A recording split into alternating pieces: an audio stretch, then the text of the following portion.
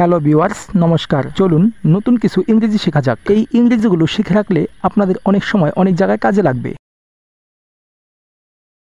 আমি ওইখানে ছিলাম না। I was not there. I was not there অর্থ আমি ওইখানে ছিলাম না, অথবা আপনি আই ওয়াজেন্ট দেয়ার বলতেও পারেন। সব কিছু ঠিক হয়ে যাবে।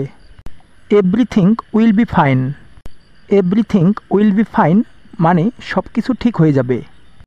আমি একটু ঘুমাতে চাই। I want to take a nap. I want to take a nap অর্থ আমি একটু ঘুমাতে চাই। আমরা যদি 10 মিনিট বা 20 মিনিট কিছুক্ষণ রেস্ট নিতে চাই, ওইটাকে বলে ন্যাপ, মানে হালকা একটু ঘুমাতে চাই, ওইটাকে ন্যাপ বলে ইংরেজিতে। পরেরটা দেখি। দেখো তো বাইরে কি হইতেছে। Look what's happening outside. Look what's happening outside অর্থ দেখো তো বাহিরে কি হইতেছে। তুমি যখন ভালো মেজাজে থাকো আমাকে কল করিও। তুমি যখন ভালো মেজাজে থাকো আমাকে কল করিও। এ বাক্যটির ইংরেজি হবে call me when you are in a good mood. Call me when you are in a good mood অর্থাৎ তুমি যখন ভালো মেজাজে থাকো আমাকে কল করিও। যখন আমি আপনাকে ডাক দিব তখনই শুধুমাত্র আপনি ভিতরে আসবেন। যখনই আমি আপনাকে ডাক দিব তখনই শুধুমাত্র আপনি ভিতরে আসবেন। এ কথাটার ইংরেজি কী হবে? Come inside only when I call you.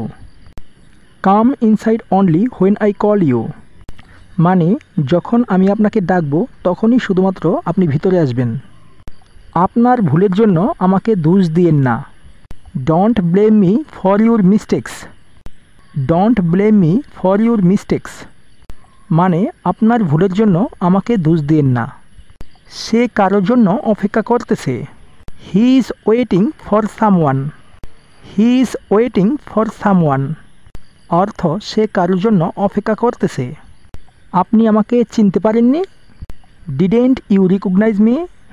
Didn't you recognise me অর্থাৎ আপনি আমাকে চিনতে পারেননি। আপনি আমাকে বিশ্বাস করেন।